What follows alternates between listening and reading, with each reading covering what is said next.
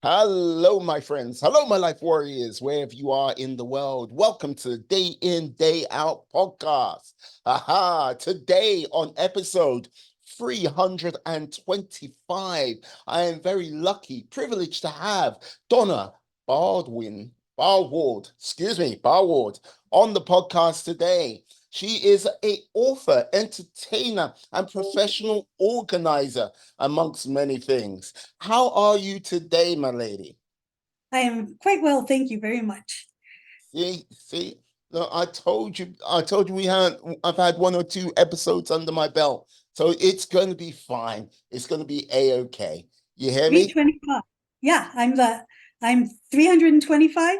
Yes, you are the 325th person who's been on this podcast. Oh, Now, great. yes, but yeah, I have to ask how, like, apart from like you are a person who has many skills, like author, entertainer, professional organizer. How on earth do you become a professional organizer? You start by organizing your family until you bother them so much that you go out to your friends, and then you bother them so much that you say, well, okay, I need more people, so refer me. And so my friends refer me to people, and you build a business from there. So um, it's better than working for your family because or not working for your family, but just organizing your family because they didn't ask you to. A lot of times they didn't ask you to. So, but I started out just organizing, just to gain control of my environment. Hmm. And then people seemed to be overwhelmed by their environment. So I helped. And then the more people I helped, they're like, hey, you should do this for a business. I'm like, okay, sounds good to me. So it's flexible and I can be a mom while I'm doing it. And there's that. So I was, though, a professional organizer before it became hip on TV. You know, we have HGTV and there's Marie Kondo and the edit, the home edit, and all these different shows. And so people know what we do now, kind of. They have an idea, but mostly that's for television. It's not really what we do. But it kind of helped because everybody now knows. Because when you say professional organizer, they think, well, what do you organize, like labor union or something? And I'm like, no, that's not it.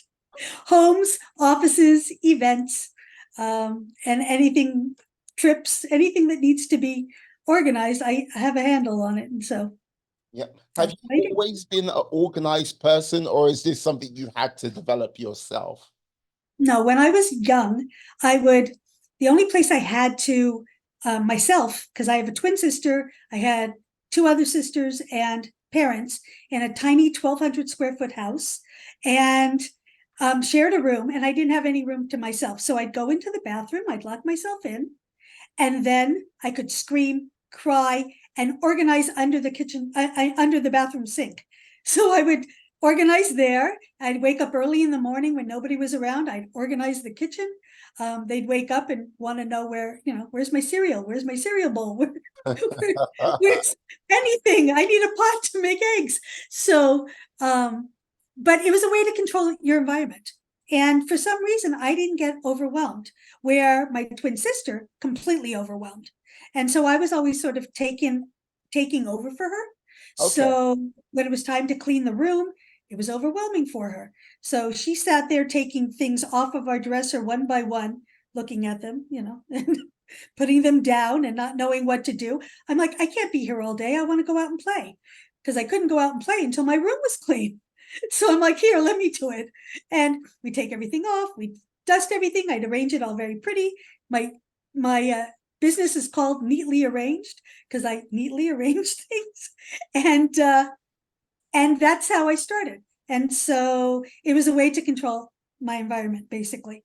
And there's a huge connection between your stress level and clutter, or the clutter, that visual clutter that you see. And so when things are uncluttered and organized, your stress goes down. The It's a scientific thing. But it feeds on itself. It's called a feedback loop.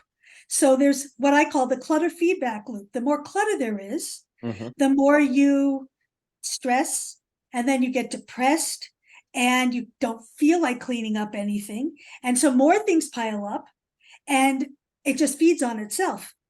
So my job is to help break you out of that, is to work with not only the things and decluttering things, which is very popular right now. Everybody is decluttering. There are thousands, hundreds of thousands of people on hundreds of Facebook groups that are in decluttering groups. And it's very hip right now. Everybody knows the word. It wasn't a word when I started, 20 years ago. So, but my job is to sit with you, Mm-hmm. help you work out not only what to do with something, but the emotions that are going to come up while you're doing it. Because the reason most people don't declutter is that negative emotions come up and they don't want to deal with that negative emotion. They get flooded immediately and then they have to go take a nap. So, so part of what I did in my book was, or how I started my book was talking about, what do you do or what can you do to break that cycle? When you don't feel like cleaning up or decluttering or organizing, what can you do? How first identify how you do feel, Mm. and then use that in your cleaning up. Say your house is a mess because your kids have, I don't know, destroyed things or had a party last night without you and you're mad. Okay, well, what are you going to do? Start throwing things out. It's like actually physically throw them, get your emotions out.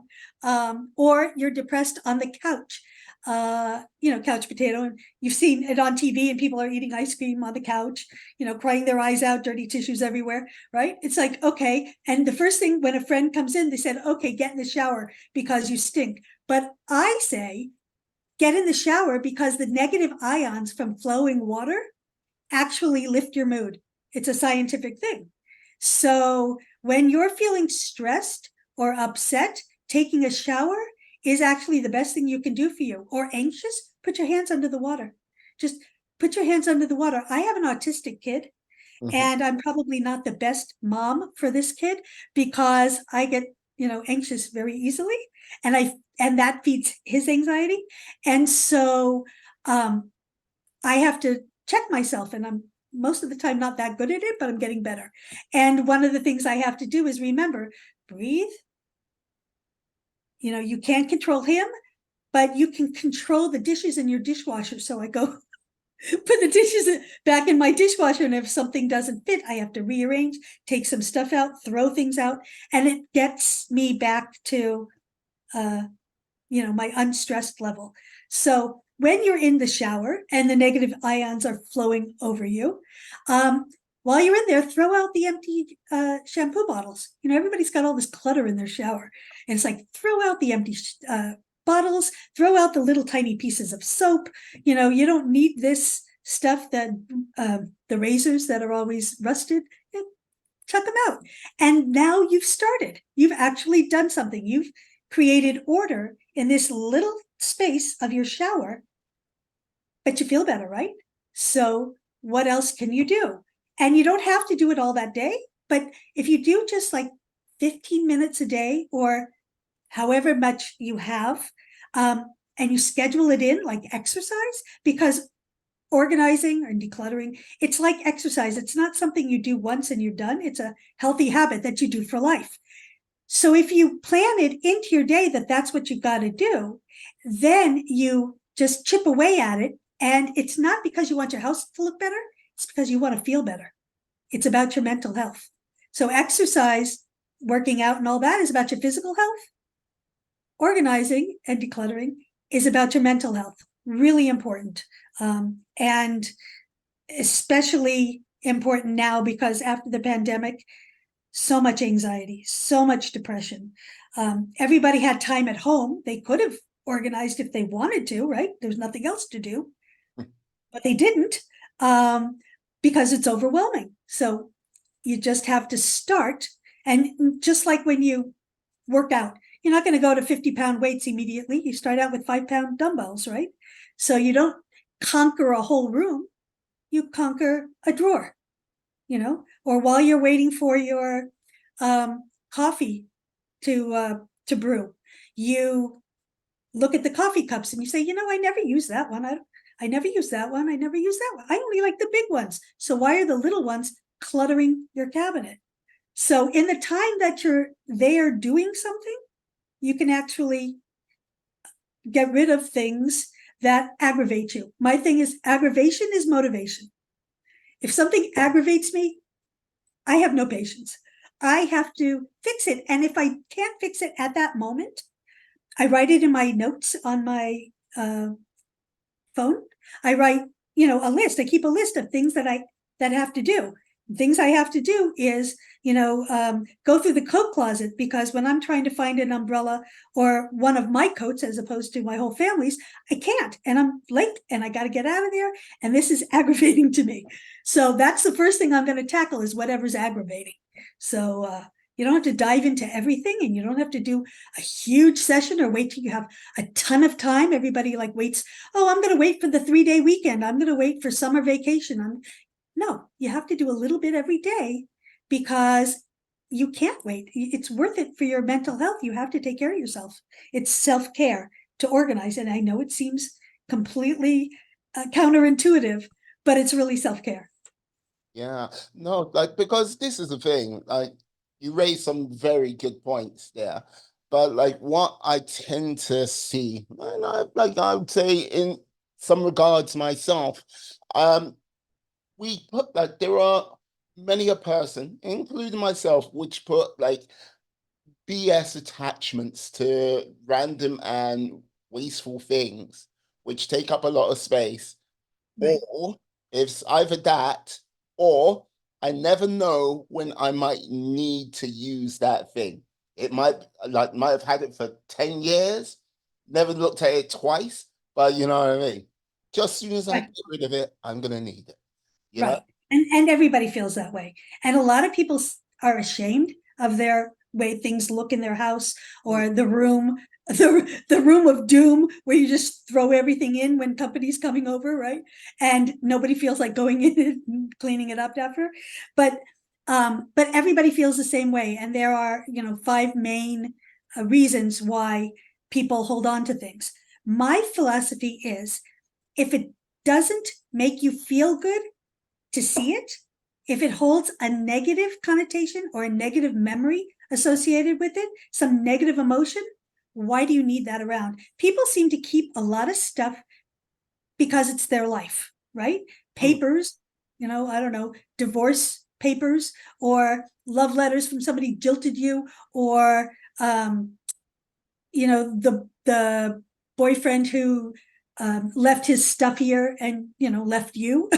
And people tend to hold on to things that have very negative connotations. And so one of the first things I say is, if you want to know what to get rid of anything that when you look at it makes you feel sad, mad, angry, frustrated, worthless, um, upset, anything that rejected, any of those kind of things, you don't have to hold on to them. I kept rejection letters from grad school. I wanted to get an MBA, and I applied too early, and I didn't realize that. You had to have some work time between your bachelor's and your master's, Yeah. and so I kept these letters because they were part of me. But I'm not, I'm not the president, and I don't need a presidential library, and I don't need these papers around that make me feel bad about myself.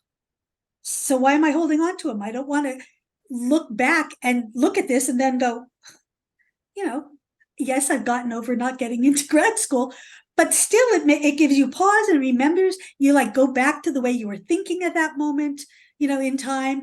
And, I don't know, you kind of have pity for the kid that you were, and how could I be so stupid and all that. Who needs it? Throw it away. Something you spent a lot of money on that you shouldn't have, and it's sitting here and you're not using it, and you feel worse Mm. because you spent the money and you're not using it. Get it out. Don't just throw it in a closet, but get it out, because all you're going to do is look at this thing with some negative emotion, and then it's not helping you, and it's certainly taking up space. But even if it wasn't taking up space, even if it's a little something, if every time you come across this thing in a junk drawer or something like that, and that flash of emotion comes to you, it just brings you down completely, and it brings your energy down completely. And who needs it? I want to be positive, and you're certainly positive, and you need as much things around you to inspire you and make you feel good about yourself than things that you did or didn't do or should have done that make you feel bad about yourself. So the first thing when you're decluttering is this good for me to have? Mhm. Not only useful, but good for my mental health to keep. And if it's not, that's the first thing to get rid of. Mm. Would you say, like, well, this is the thing, where the way you're talking about clutter, it's keeping you anchored, uh, basically into those sort of negative emotions at that precise moment in time. Jilted lovers, like, yeah, rejection letters from colleges, like, yeah, basically just the sort of heavy times. Would you say like a number of people are being held from like moving forward in a positive manner in their futures, like with their lives, because of all the clutter they have? They're being held back, yeah, because they're holding on to a life.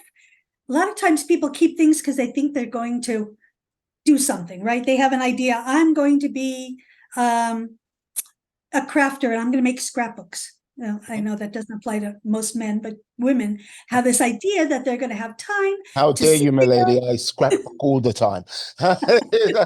They have this idea of leisure that they're going to do that, or they have high dreams of, some new skill that they're going to do or learn, or this lifestyle that they wanted to lead, and they're not doing it. It doesn't, or is something that they used to do, and they're not doing it anymore. They're in a different stage of life, but they hold on to it because they've always had it, and it's useful. It's not garbage, but it doesn't serve them because it doesn't fit their lifestyle anymore. So people are stuck sometimes in the past because the things around them are what they used to be, but everybody evolves. And as you evolve, you surround yourself with different things. So the different things that fit your lifestyle now. Now, it's sometimes good to hold on to things of what you want them to be, of what you want life to be. But a lot of times, like people's garages, I don't know how it is in the UK, but everybody like uses their garages in America for storage. Like skip the car. Some people may park their car in their garage, but most people use it for storage. So stupid. Things that are worth nothing, they keep in the garage, and things that are worth $50,000 they keep outside. But Sounds logical to me. but what happens is I call garages the home of broken dreams, because things that you wanted to do, things that you thought you would do, grandchildren that you thought you would have, that you wanted to save things for your grandchildren, and you realize now your kids are 50 years old and there was no grandchildren, or or your kids, like my kids, decided they don't want kids, which is heartbreaking, but okay. Um, but How old are hopefully your kids? hopefully they'll change their mind. 20, my daughter's 22. Oh, oh, come My, on now. She's 22. Yeah, uh, like, she's like, why would I pass on this mental health gene to my kids when it's been a problem in my life? I'm like, I'm sorry, I had to deal with it. Let your kids deal with it. So but yeah, people fill their garages with broken dreams, and then it makes them feel bad because they never did this thing that they said they were going to do. They didn't lose the 50 pounds, with this whole nice gym equipment that just sits there. They didn't learn that sport or run the 5K, and they still have all of these accoutrements for this thing that they didn't accomplish, and not that they feel bad, but they're sometimes your dreams change. Most of the time your dreams change, and so you're holding on to an older version of yourself that might be okay, but if it's taking up valuable real estate, like I say, it's like storage space is real estate. Any kind of space. I live in a 1,200 square foot house. I don't have wall space. I have no place to put anything on surfaces. Space is at a premium in my house. So I don't want things out that don't really mean something to me Mm. and fit my life now. I can't. So that's what I suggest. But sometimes when you organize, you can actually have the life that you want now. For example, kids move out of the house. So now you have a spare bedroom and it becomes a junk room. That's most of my friends, their spare bedrooms become junk rooms. Everybody, clients, everybody I've seen. And it's like, I want you to dream. If you could have anything, what would that room be? A home gym, a yoga meditation studio, an art studio, um, a crafting room, or a video podcast, YouTube station. You know what I mean? A setup. It's like you have to decide, dream big, imagine what do you want that room to be? And then everything that doesn't fit that vision goes out. And anything that does fit that vision goes in. And then your rooms have a purpose. And you have a room to breathe because it's not filled with clutter. So that's that's why you want to not hold on to things. Yes, if they're useful to you now, you that's what you want. If they're useful to somebody but not necessarily you, then you can give it away. If they're not useful to anybody, it's trash. And don't try and spend time figuring out who can use my empty jars or who can use this, whatever it is. People have things that they think somebody can do something with. Yeah, somebody can do something with a whole lot of stuff. But is it worth cluttering your house for? Or is it your responsibility to make sure that this, whatever it is, gets repurposed? It's nice if you can, but it's not worth your mental health or the energy it takes for you to figure out where to put it, who to give it to, what to do, and then keep it in your house because it hasn't gotten there yet. And so a lot of people, they declutter and then they have their boxes of decluttering things. They never put them in and take them to the charity shop. They never put them in their car and take it to the donation center. They never get rid of this stuff. And so again, it's in a box. It's contained, but it's still cluttering and taking up valuable real estate in your house or your garage or your storage spaces. People pay for storage spaces. It costs so much that if you keep a storage space, I figured it out once and I don't remember the exact way I figured it out, but it's like some things keeping for a year in a storage space will cost you like $8,400. Is there anything in that storage space that's worth $8,400? No, really, no. You can rebuy anything, even if there's an antique. And if it's valuable equipment or something, like you have this nice setup, if it's valuable equipment, it's not in your storage space. You're using it. I mean, why would you risk it being in even if it was climate controlled, but why would you risk it being somewhere other than your house using it? So unless it's extremely temporary, I would not ever pay for storage spaces. I mean, I don't know. Do they do that in the UK? We have storage everywhere here. So, like to answer a couple of your questions, now with like in the UK, yes, we do have garages which do come that extra bit of storage place like space for households if they've got it. Yeah, but typically it's the attic where a lot of stuff lives if it Right. hasn't been converted into other rooms, or if someone's living in an apartment and they don't have that space, yeah. Sometimes it can go into actual other storage spaces as well, which get rented out. Most probably at quite a costly penny to whoever's using it. But like the thing is, and like listen to everything you're saying. Like I think a number of people sort of get caught up with like, okay, yes, I've got all this clutter. I want to move this clutter out. So they get partially organized because maybe they want to free up a little bit of space in their house Right. to get something done. I don't know. It could be a myriad of things, but they don't go through with it all because there is still, as much as they've tidied away, all of that clutter. There is still mental clutter, which is still attached to what they've like partially did. So they can Right. only they've only taken one step instead of like the two or three steps to sort of really sort of cleanse themselves. Yeah.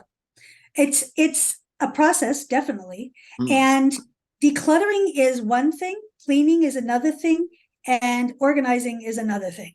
mm. They're steps in a process. And the thing with decluttering, I don't know. Again, I was in London last summer. There's the Oh, only time I was ever there. I lost a day because my plane was delayed, so I was only there for like 2 days. I saw hardly anything, and I don't really know, except for what I see on TV, if this is the way it works there. But people inherit things from their parents, mm, and their mother passes away, so now they've got their mother's things in their house, right? They get sell their mother's house or whatever, and now they've got their mother's things, and then it's not only your mother's things, but it's her mother's things, because when your grandmother passed away, your mother took all of her stuff.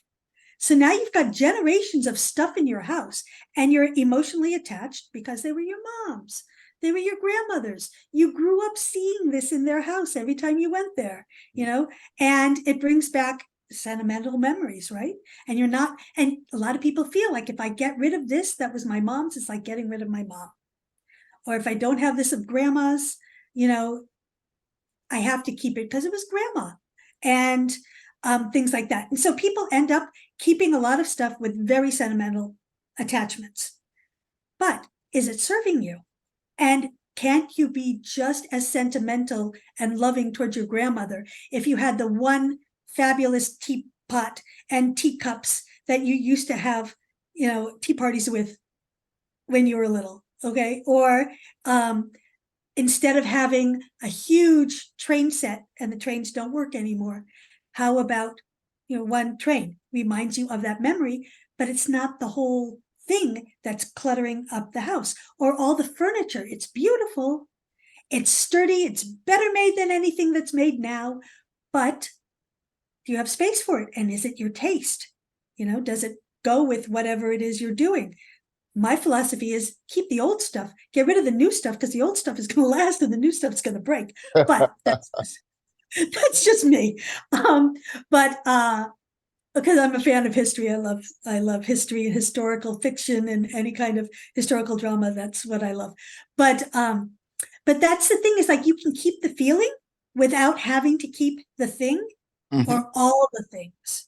Even one thing is important, will keep that memory. I write about in my book, I'm going to plug my book now. This mess is making me stress. I think you might have something to like to tell the people about a book by some chance. What book? What is the book title? This mess is making me stress. How to organize your life, how to organize your home, and find peace. Only So, had a book you could show on camera right now. oh, I did. I did. There it There you is. go. Okay. Available on Amazon, Barnes and Nobles, and anywhere else books are sold. Okay. But what I was going to say is, I write stories in the book, personal little vignettes. That's Mm, what makes my book different. Um, and I really bear a lot of my soul, all these personal memories. But I have in my possession a napkin ring that was my great grandmother's. It's one little napkin ring. It's about this big. It's silver and it's monogrammed. And I know what it is. Nobody else would know, and it would probably die out with me, but I know what it is. So I have a sticky note. I want to keep it, and it fits in the drawer where the napkin rings are. So it's great. I have a sticky note on it that says, "This was my great grandmother's, Gisela Dreyfus, 1889 to 1985, or whenever it is that she yeah. passed." Um, so that people know what it is and what it means. And when I die, people can decide, my kids or whoever can decide, is this worth saving or not? I also have this other napkin ring. Napkin rings were big in my house. I don't know why. That was from Christmas, that there was a whole set of them. that rolled onto the floor once, and I didn't live at home at this time, so I was older already in college. Hmm. It rolled onto the floor out of college, rolled on the floor. My mom absentmindedly put it over the candle when she picked it up off the floor instead of putting it away, and then lit candles as she does every night, or she did every night. It caught fire as a candle burned down, burned through to the table. The table was burning. Smoke filled the house. There wasn't like a huge fire, but smoke filled the house. And my mom had to repaint the whole house and, fume mitigation and all that kind of stuff. Yeah. That she had to paint over the whole house meant she had to paint over the mural in my bedroom. My best friend painted a mural when I was 13 for my birthday, this beautiful pasture with a stream and horses, because she was into horses, and with a rainbow because I was into rainbows. Anyway, this whole big beautiful mural, but it had to get painted over. So every time I see this napkin ring, it reminds me of the mural that I had. It's could be upsetting because the mural was gone, but it brings back the memory of my mural. It's the weirdest thing. And that makes me happy. And so I keep it. But it's this big. I don't keep 6 of them. I don't keep, a whole set. It's a little tiny thing. And I have a note on it that says, see the napkin ring story. And I wrote it in my book. So my kids know this is what that napkin ring means. A lot of people keep their parents' stuff and they think because it meant something to their parents. And then they find out later that it meant absolutely nothing. And the only reason they had it and didn't get rid of it is because their great aunt wanted to see it in their house whenever they came to visit. So it's like the ugliest thing in the world. And they had to keep it so they could put it out. And so when they die, the kids find this thing and they think, oh, it was my mother's, I need to keep it. No, she hated it. So if there's something that means something to you, I tell people now, once your kids are like old enough to have a house and be settled and, not moving things every 2 years or every 6 months like my daughter, to actually give it to them. Give it to them now. Give it to them now so they know, or talk to them now about what it is. And so they know what's important to you, what's not important to you. And when they have to get rid of your things, they don't feel so bad because they know which things to keep and which things not to keep. Another big thing is people think it's going to be worth something. Oh, this is going to be worth something. Now, in the UK, you have all this great history and it probably is going to be worth something. But in America, in mass-made America, something from the 50s, 60s, 70s, 80s, 90s, every household had one. Not so rare. And yes, it brings on nostalgia, but it's not probably worth anything. Like record albums, some of them are worth something. Yeah. So if it's jazz, if you've got a jazz collection, you've got a gold mine. Keep it nice. If you've got early rock and roll, that's also important. Keep that. But a lot of the records that people keep, albums, not worth anything. It's nice, but it's not worth anything. Even though records have come back, it's still not worth anything. But people hold on to things because they think that it's worth something and then they're going to cash out someday or something. Or they don't want to feel stupid for having gotten rid of something that was worth something. And then they would feel foolish, like Jack and the Beanstalk, that they traded or that they got rid of something that actually had worth. So I tell people, get it appraised. If you think it's worth something, get it appraised, and it's a very easy. There's a website of an auction company online where you can take pictures, write descriptions, tell them everything you know about it, send it in, and they'll tell you if it's worth something. And then you know. And if it's worth nothing and it's just sitting there because you thought you should keep it, gone. So that's one way to handle all these things. And okay, if I need it someday, well, the question is, how much does it cost? Because if you need it someday, chances are, and if you're in like a pretty urban area or suburban area or whatever, where you can go to the store easily or Amazon delivers to you easily, you can probably rebuy it if you ever needed it. Like say you haven't needed it in 10 years and you're afraid, the minute I throw it out, I'm going to need it. Well, okay, if you do, you can buy it again. Most people have the money to do that, unless it's worth a lot of something. But if it's a little something, but um, but if you live in a rural area, like I have a friend who was living in Colorado in the mountains, where she had to drive like an hour to get to a major chain store. And it's like she kept things because if she needed them, she couldn't get them again. And that was important, to hold on to them. But if you're somewhere where there's a store on every corner and you can go out and get it, or Amazon delivers to you and you can get it, you don't have to hold on to these for this maybe and the some days, because if you don't need it now, it's not part of your lifestyle now. And what do you need it? Yeah. No, like this is the thing. Like just sort of taking you back a little bit in the conversation. When it comes to sort of like, yeah, people inheriting stuff and it getting passed along. I think it's a case of like it raises a very important point in some regards. Like being able to sit down and sort of like discuss things with like the parent or the significant other and go, yeah, like that particular item reminds me of you and like blah blah blah and like really sort of have that discussion like going this is the reason why. So it's a like it gives the like not that I'm wishing like anyone to shuffle off this mortal coil, but it gives like them much more of like, oh, I see, that's what it means to you, I didn't realize. To me it's like, you know what I mean, might be like it's a worthless piece of junk, but you know what, you take this now, like the rest of it, you know what I mean, off it goes and off to charity goes. But that Yeah. one thing, as you said, with the napkin rings, which you seem to have a multiple, like a small Funny. monopoly on. I'm not too sure why, but it's a case of, you know, like knowing the real value of what that means to you.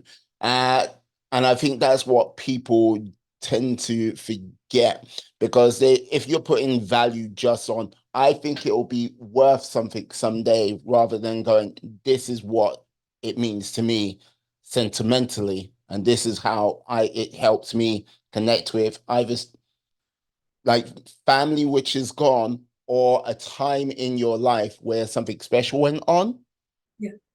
which, let's be honest, like those sort of moments in life which you like, oh, I will remember this sort of like this moment for like until the day I shuffle off this mortal coil, are few and far between. It's like, you know what I mean? It's mostly filled with the mundane. So you don't Right. really like, you do pick up stuff. You always pick up stuff, but it shouldn't be as much stuff as some people who are which are just doing like superficial memories, if you get what I mean. Right, right. It's a sale. Mm, People buy things because it's on sale. Well, you could save even more money if you didn't buy it. So that's what I always say. But yeah, um, or like you go on vacation. In vacation, you want to buy souvenirs, right? Well, yes, I never buy. I go travel. I love to travel, but number one, I don't have room in my suitcase, or yes. it's going to melt. I went to Israel once and bought these beautiful candles, but it was so hot. By the time I got home, they had melted and they weren't as beautiful anymore. And I learned, you know what? If you can't ship them home, buy something that's going to last and be useful so that you use it every day. You see it every day and it's not just sitting there, but it's Mm, something. So I buy earrings, and things that from different places that I have a memory about, but that are useful and not just a knickknack or something, because it's the knickknacks that are going to kill you. And nobody wants to keep dusting this stuff. In Yiddish, we call it chachka.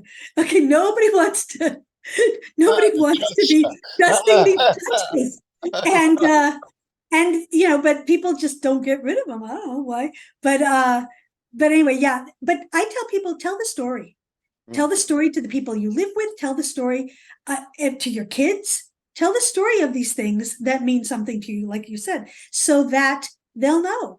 And mm, also that you've shared it with them. Because just having something of your mom's is one thing, but something that she's actually shared with you and you know where it came from and you've had the discussion and you remember her telling you and whatever else it is, that's really the important, meaningful thing.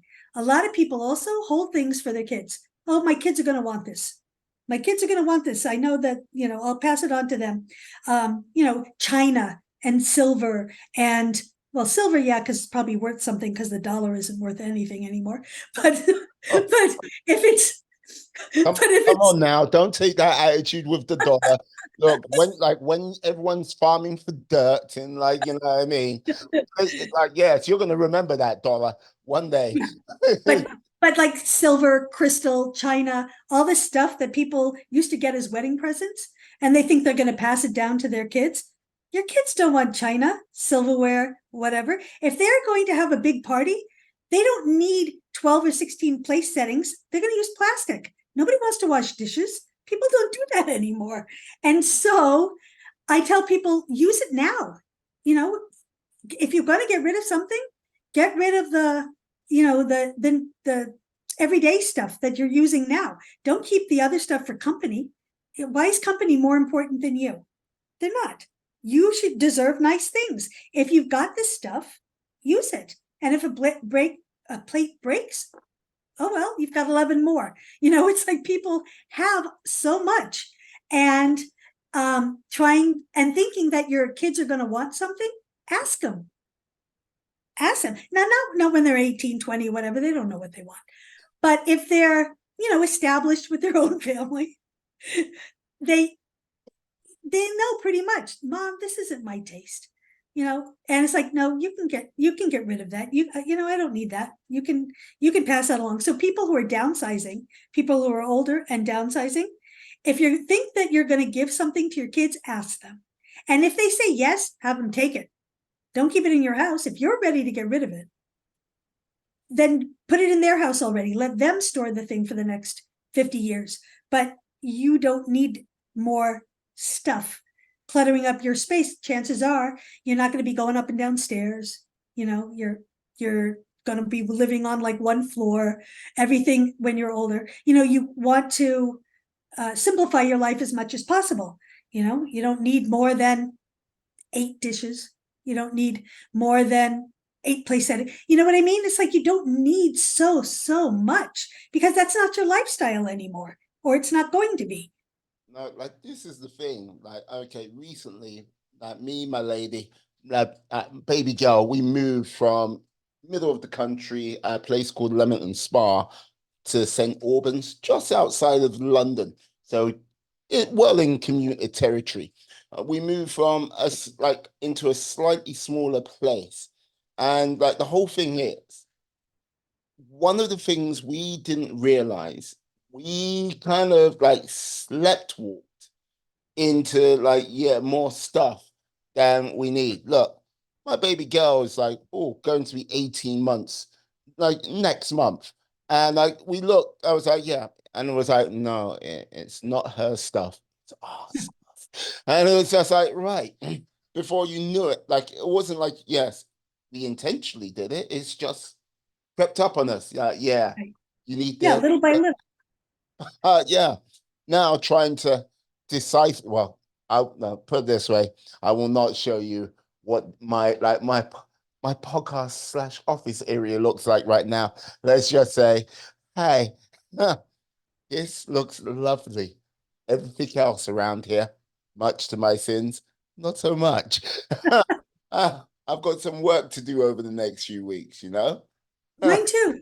Mine too. When you get busy, and I'm not perfect. People think, oh, this house is going to look so, you know, picture perfect stage like TV. Mm. No, that's why the camera is right here and it's pretty behind me, because when you're busy filing and you got to sort things out, and things are a mess, or you're busy working, and the last thing I want to do when I come home from working, from organizing somebody, is organizing my house. I drop and go. But the good thing is that if you're organized, if your house is organized, then you know where everything goes. You've got a space for everything. It's easy to get to and it's easy to put away. And that's the key. It's got to be easy to get to and easy to put away, because if it's not easy to put away, you're not going to put it away. And it doesn't matter what your house looks like at any moment, but if company's coming in an hour, you know where to put things and you can put them away. and you don't have to shove them into the oven like that episode of Friends, and you don't have to put it into the closet, and then you open the closet and it all comes spilling out. Monica's closet of shame. Yeah, right. Uh, it's like being organized just means that you know what you have. That's the important thing. A lot of people have no idea what they have. They buy another of the same thing because they didn't know they had the first one, and then they buy a third thing of the same thing because they have no idea what happened to the other two. They don't even know where it is. So know what you have, know where it's supposed to go, like make a space that's makes sense. And if it looks pretty, that's good too. If it's pleasing to the eye, because again, visual clutter makes brings on the stress hormone. So so then when it's time to clean up, when it, the Barney song, I don't know, do you Barney's not even a thing for you, and I don't even know if it was a But thing in Barney, UK. The Barney the Barney, the dinosaur, big purple purple dinosaur. dinosaur. Yes. Right. Okay, so every kid in America grew up with the cleanup song. Clean up, everybody, do your part or something. I don't even know the words, but it's a song that you sing with your kids while you're cleaning up. Okay. The point is that you need to know where everything is, and you can clean up really quick, and then not feel embarrassed to have people over. During the pandemic, we were all separated, right? We had no choice. Everybody was home. Nobody could visit each other. The only thing anybody knew of you was, the little square box that I'm sitting in right now on Zoom. And um, and now we can see each other. Now we can visit. Now you can have company. Now you can entertain. And people don't because they're embarrassed about their house. That's terrible, because I don't want you to feel embarrassed. I don't want you to feel less than. And I certainly don't want you to wait until you think your house is perfect for you to invite me over. Everybody wants to be invited somewhere, and nobody's judging your house. I mean, yeah, they might look at it and go, okay. But then it's you. They want to see you. And that's the important part. So when they see you, that brings joy. It makes people actually want to clean up. They'll straighten up a little when the company's coming. In fact, if you want somebody to clean, you just tell them the company's coming, and the boss is coming, or my mother is coming, or our friends are coming for dinner in a couple hours, and watch how clean everything gets. The beauty is when you're organized, it actually goes into the right places and not just shoved away and into that room of doom that then you have to maybe sometime clear out when you feel like it, which you're never going to feel like it. So you have to do it anyway. But that's the thing. That's my whole goal, is to, when you have less stuff, you have more energy circulating. So the room feels better, right? Because of chi and feng shui and all this, I believe in this energy that travels around, and it stops with clutter. Like, it physically just stops. And so you have space. And, when I talk about room to breathe, literally you have a room that you can breathe in because the energy is flowing and there's space and it feels good. I mean, picture yourself in the room that you love the most, and then see what it is about that space. And it's usually because there's not as much in it, and it all feels like you can float through. That's, to me, the goal.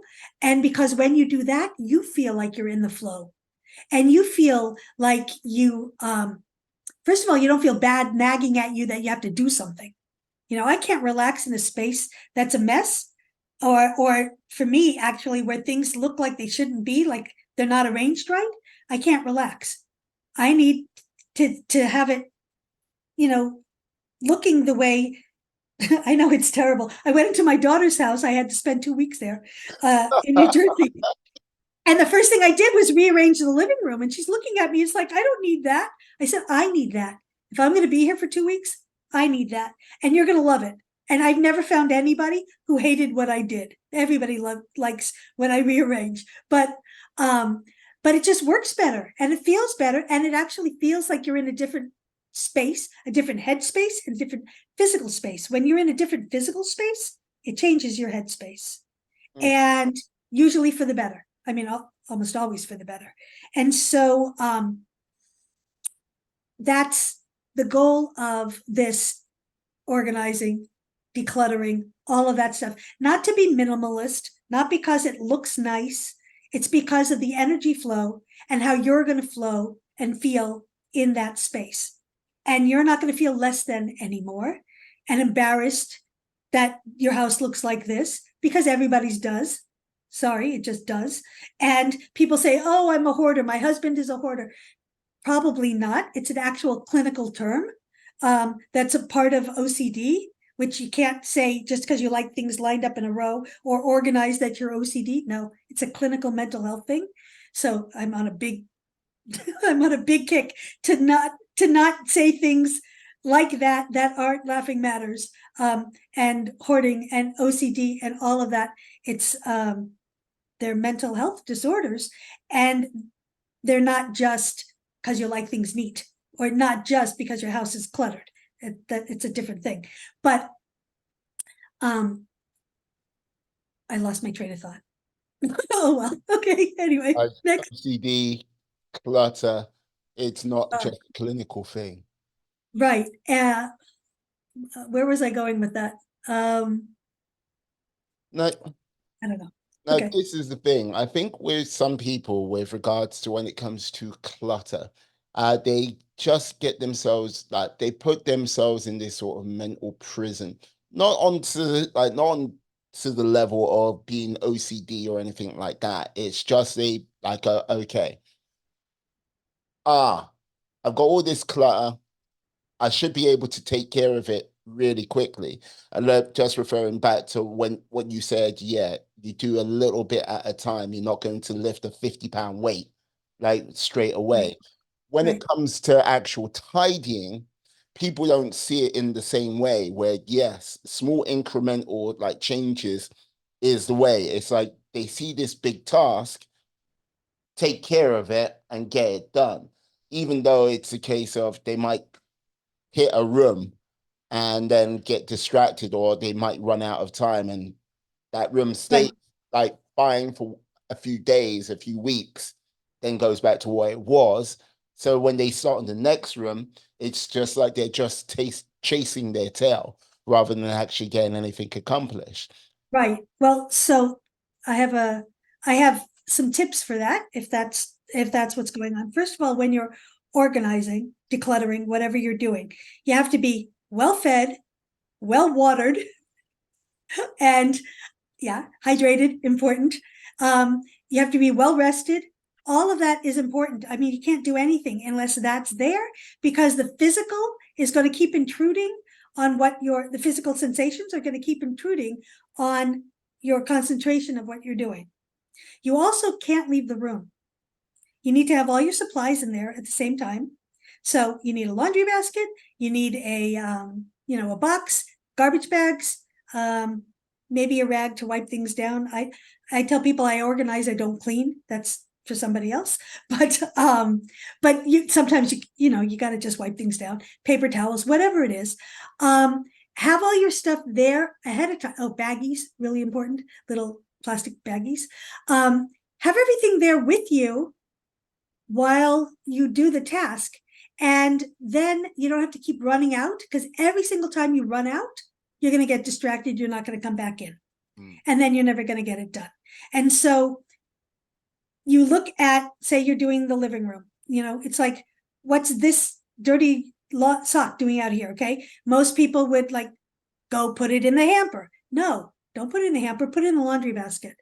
Okay, what's this glass? It needs to go in the kitchen. Nope, don't go into the kitchen. Go put it in the laundry basket. You put everything that doesn't belong in a room in the laundry basket, and then you tidy up, fluff the pillows and Mm. do whatever. And then you take the laundry basket to the next room. And then everything that's in the laundry basket now that belongs in the room that you're in gets put away. And everything in that room that you're in that things don't belong goes back in the laundry basket. And you keep going around the house like that. It makes it much easier, but you don't get distracted. Because I'll tell you, most of the people who have extremely cluttered homes have ADHD. or are autistic. They're in some way neurodivergent. Okay. And it's just the way their brain is wired, that they're always looking to the next thing and not looking back. And cleaning up means looking back. You're Mm. putting something back instead of going forward. So their house is usually, the most cluttered, but eventually you got to come up with a system that is going to do that. But if you keep running out to the next room, you're going to be distracted for everything. The other thing is start thinking about all the things you have to do while you're busy doing this, and you see a piece of paper, a bill that you have to pay. Oh God, I should pay this bill. No, don't. Put it in the laundry basket. Put in your phone if you need Yeah.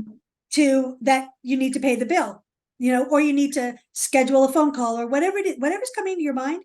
I like to use my phone, put it in the phone.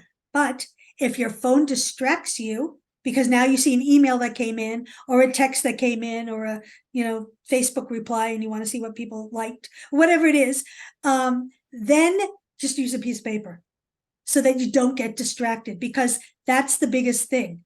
And also to help you not get distracted and have your mind going wherever else, put on a podcast. Podcasts are great for organizing. That's another reason why I like being on Day people's in, day out podcasts. podcast. There you go. I like being on podcasts because people put it on while they're decluttering and they're listening to me and they're taking the information right away, but it keeps their heads from going a million other places when they're listening to something. And some people listen to music. I like to listen to podcasts or audiobooks because you have to have company. Here's the thing: when you're organized, it's a lonely business. Organizing, it's lonely. And to me, it feels like punishment. I know it sounds funny, right? Because I can't go out and play until my room is clean, remember? So in my head, that's how I feel.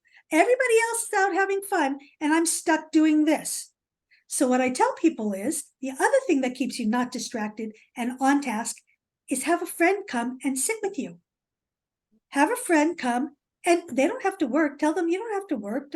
Just sit and keep me company while I do this stuff. When I clean my kitchen, it's because I'm on the phone.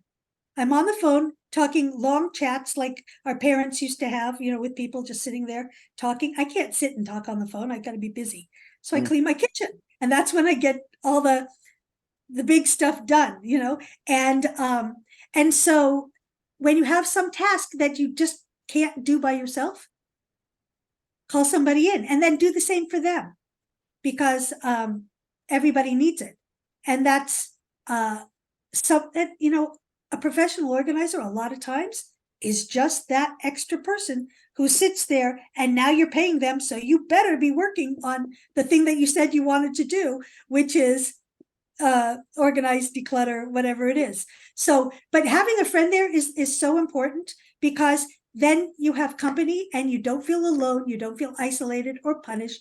It's just something you got to do, and you're doing it with your friend, and they're just sitting there. We call it eating a plum. There's a whole story, you can read it in my book, why it's called eating a plum, but that's the important ingredient, is to not do the stuff by yourself, and don't do anybody else's room. Don't you dare touch your husband's study. Don't you dare touch your wife's crafts room. Don't you complain about her stuff, and you don't complain about his stuff. I save marriages because I tell people, stay in your own lane, stay in your side of the street, and don't worry about what's happening over there, because people blame each other for Yeah. the state of their house, but they don't see what theirs is, and they don't see what theirs is. And everybody deserves to have a space that's just theirs. If I want to keep it a mess, fine. Shared spaces, I understand.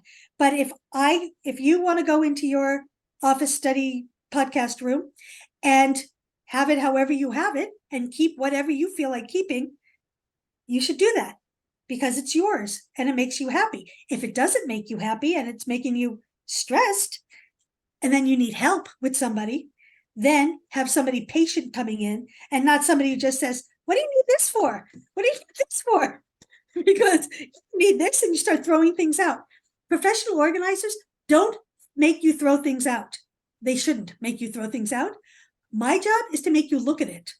Mm. Look at it and decide, is it good for me to have this? Is it good for anybody else? And or useful for anybody else? And if not, is it useful to nobody? And then you make a decision on what you're going to do with it. But I don't make anybody throw anything away. I used to. I was young, I was stupid. Um, but now, I understand. And I have a system on how to not get overwhelmed by the decisions, because it's the decision making that's the hard part. People are just frozen with decision making, and that's part of the stress hormone. You heard of fight, In flight. flight. What is it? Fight, flight, and there's another one. I know of fight and flight. I don't. Fight, flight, freeze. Ah. Fight, flight, freeze. Okay. So, when you say you got to tackle the kitchen, I got to tackle the garage, I got to tackle this mess. Okay, that's fighting it, right? Tackle, fight. I don't know if that's where that came from, but it's a completely valid response. Okay. Or flight, people just shut the door and go away. Gone. I don't want to see it. I don't want to deal with it. I'm going to go take a nap. I'm going to go watch Netflix. I'm going to do anything else but deal with this. And then freeze is you want to do it, something, right? You're ready to do it. You sit there with an organizer or by yourself or with your friend or whatever. You touch the first thing and now I cannot decide. I freeze. I cannot decide what I'm supposed to do with this. Do I keep it? Do I not? What do I do with it? If I don't keep it, where does it go? What should I? And it drives people crazy and they can't deal with it. And then they close the door and that's the end of that. So if you freeze, I've got a system for that. And I break it down very easily into steps, because decision making, like lifting weights, you start with easy, little, tiny decisions, only binary decisions, yes or no, and not 5 different choices. When they show on TV, they have the different boxes. Everybody's seen it, and it's like keep, donate, sell, trash, right? 4 Yeah. little boxes. And now you have to decide between 4 things. No, I just want to know, keep or not. Are we keeping this or not? Keep or not? And if you can't make a decision in 2 seconds, it goes in the maybe. I have a maybe pile or a maybe box or whatever. The maybe, because when I get used to making more and more decisions, it makes decision making easier. So it's like lifting weights. So the baby decisions come first, and then the harder decisions come later, after you've trained your decision making muscles, right? So you have to train your decision making muscles, and then the stuff that used to make you freeze, that you couldn't figure out how to get past, even the first thing, isn't an obstacle anymore. And then you feel more confident and you feel, oh, I can do this. And it doesn't become so overwhelming, because everybody is so overwhelmed by the thought of cleaning up, of decluttering, of getting rid of things, of now I've gotten rid of things, how do I organize it? Everybody is like all caught up in the first moment, just like making a New Year's resolution.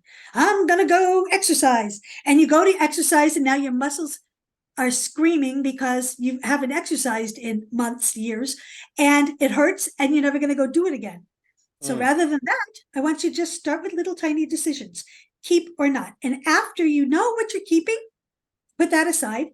Now I'm not even going to worry about where it goes. I'm keeping this, fine. What am I getting rid of? Okay, then that's when you say, is it useful to somebody? Then you either donate or sell, don't worry about which, you put it in a box. Let go. I call it let go. You're let go, not getting rid of, you're letting go. Because you can't get anything new, you can't receive anything new in your hand until you let go of what's in your hand, right?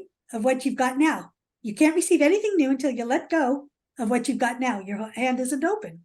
So if you're going to let go, now I know what I'm letting go. Now the choice is it useful to somebody?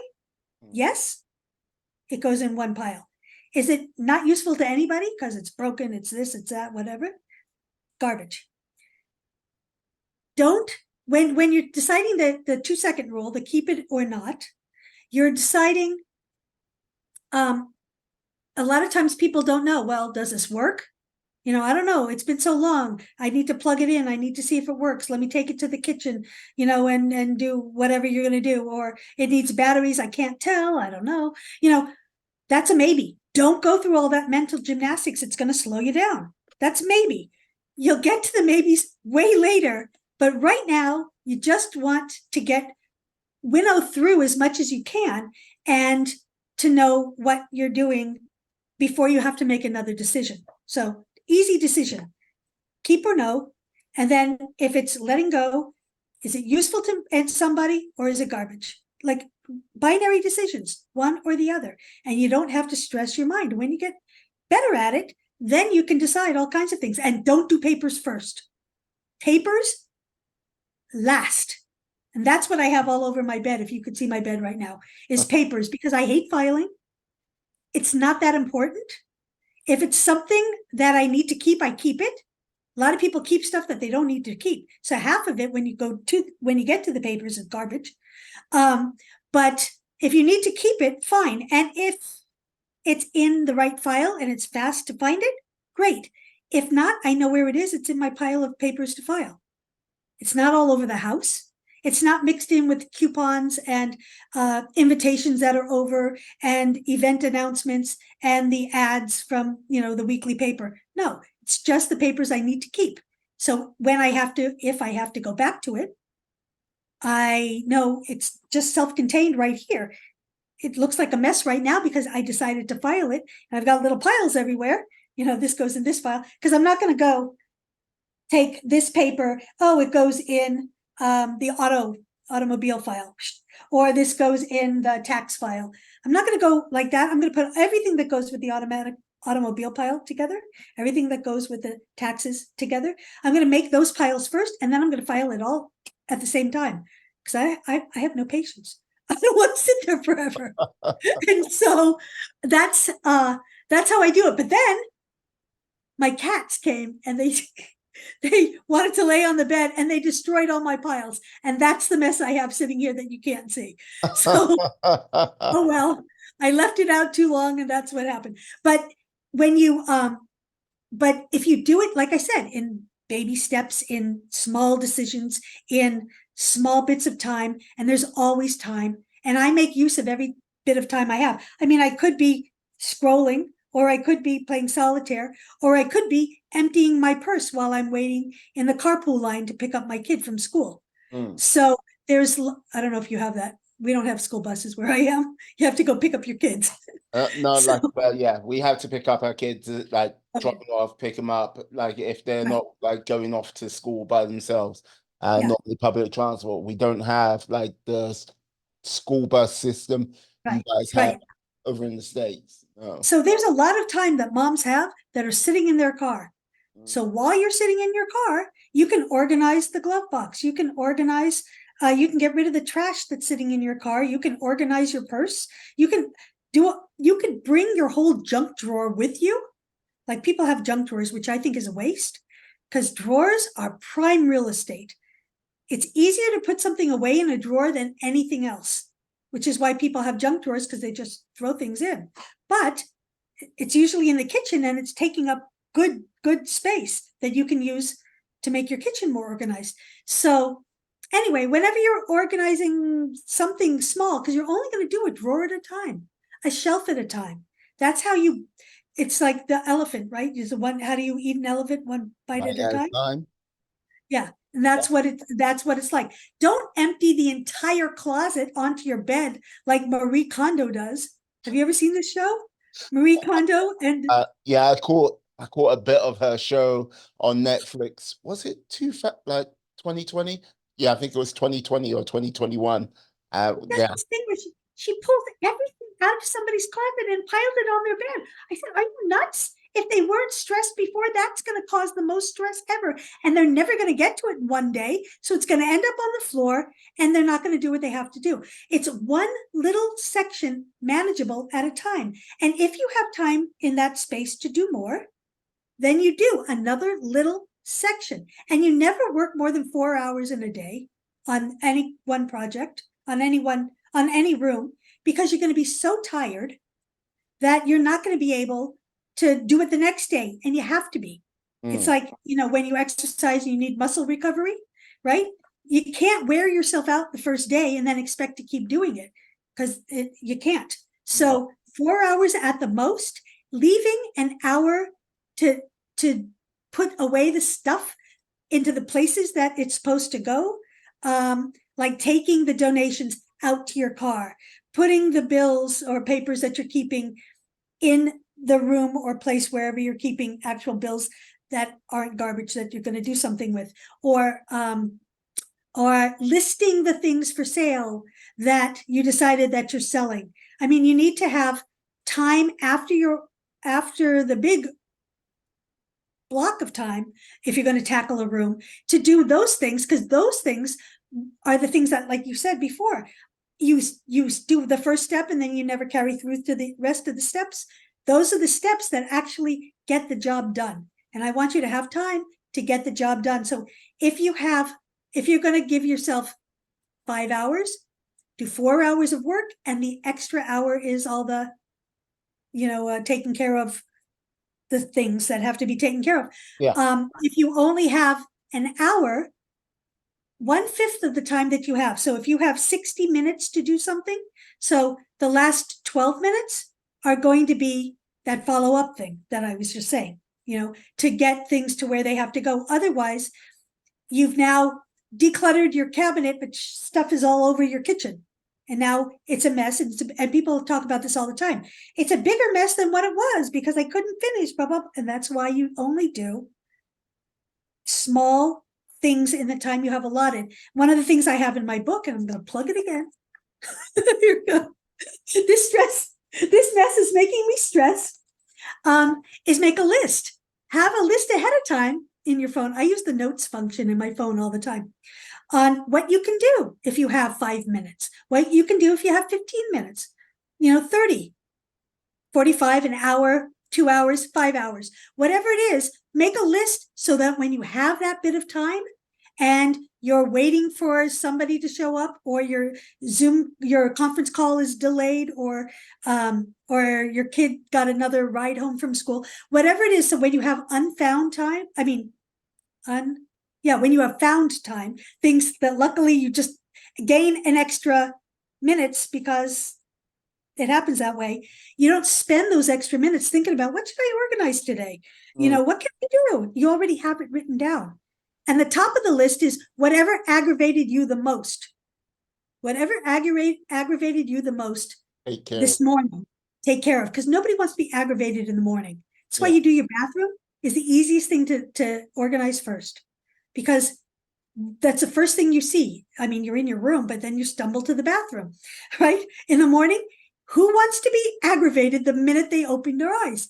You don't. And so you want your bathroom to be organized. You want your bedroom, at least around your bed, to be organized so you don't have to be aggravated tripping over things and whatever. And you need to know where your car keys are at all times.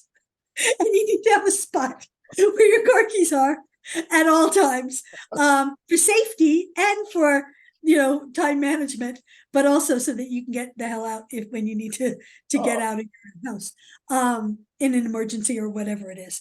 But the things that aggravate you the most are the things that you should start with, and it becomes a priority because it's aggravating and nobody wants to feel that. So it's all about feeling good.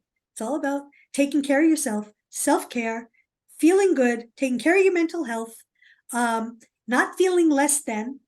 I don't want anybody ever to feel less than. My house is a mess. I'm a terrible mother.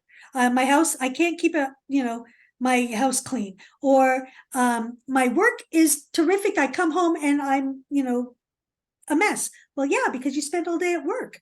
So we just have to come up with a system that's going to make you feel better in your personal life as you do in your professional life. You want to feel successful everywhere.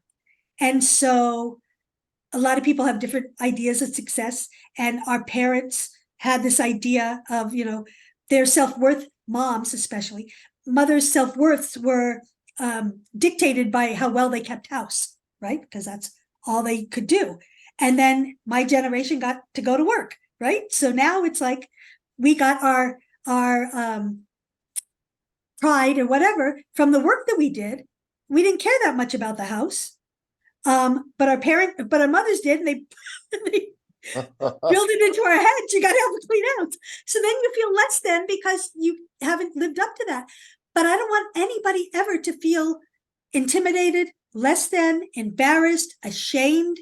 All of that happens when people's houses are cluttered, dirty, unorganized. And the goal is to make everybody feel empowered, feel transformed, feel like they can go out and tackle the world because they're living in a calm space that allows them to be creative and not worry that, or even relax. You want to watch Netflix at night or whatever it is. I have every streaming channel in the world. Okay. But when I'm on the couch, I'm on the couch. But I don't want to be distracted that I have to go take care of this. Oh, this is a mess. Oh, I want to feel like I can relax and actually relax and not feel people's opinions are coming on to me and weighing me down. So not only you're weighed down by clutter, but you're weighed down by people's opinions or what you think they're going to think of you, which they're not, by the way. And I want people to have as much fun as they can with the people that they want to spend time with, because we can now. That's the key.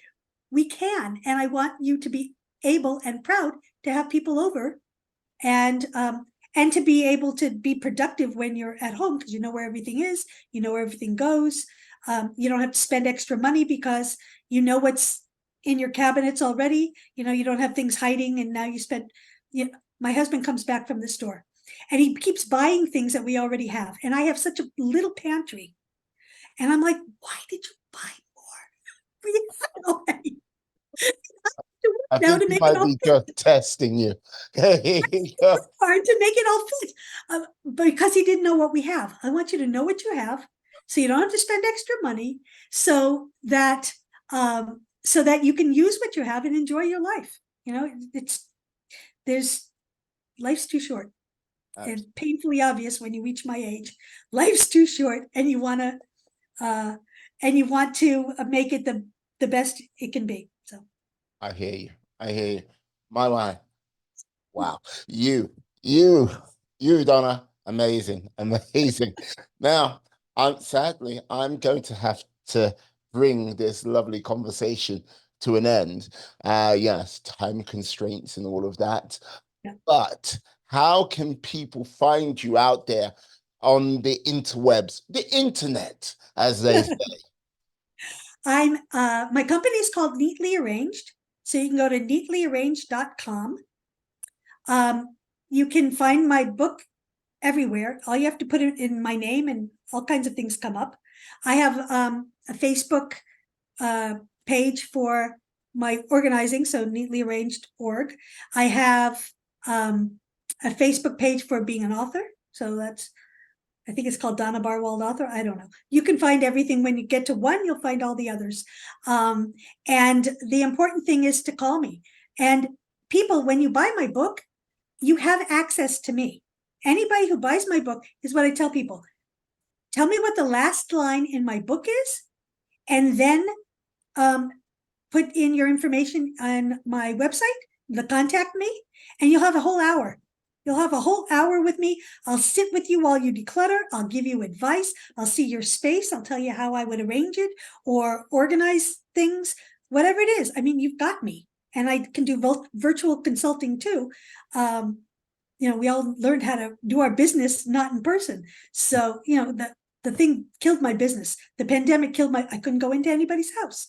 So my business died. So I had to write the book and offer different services that I can bring out to the world, because everybody needs it. This is like universal, and I feel like I'm helping lives and improving marriages, because people aren't fighting about things, and they find what they were looking for that they thought was lost. People always find money. So anyway, that's how you would find me, Donna Barwald, neatlyarranged.com. This mess is making me stress. What else? That's it. Brilliant. All the information will be in the show notes, in the description. So yes, go out there, find Donna. If you don't find her, I'm sure she'll find you by some way, by some means. Ah, Donna, thank you very much for coming on today. You have been a superstar. Brilliant. Love it. Lovely to be with you. And I just get so passionate about things. You can tell I'm Sicilian and Jewish, and I talk with my hands. So No, no, none of us noticed that at all. No, no. Just like you shy wallflower, you. There you go. anyway, and I sing too. And if you're nice, I'll sing for you. When you, I'll keep you company by singing when you when you call me for a consultation. You know Anyway, what? I'll get you back on the podcast. I'll get you singing. But today, time is thank you so precious. much. Thank you for the opportunity. I really appreciate it. Ah, the Um, pleasure's all mine. The pleasure's all mine. Let me just say this to you, my friends, my life warriors. Thank you for sticking with us to the end of the show.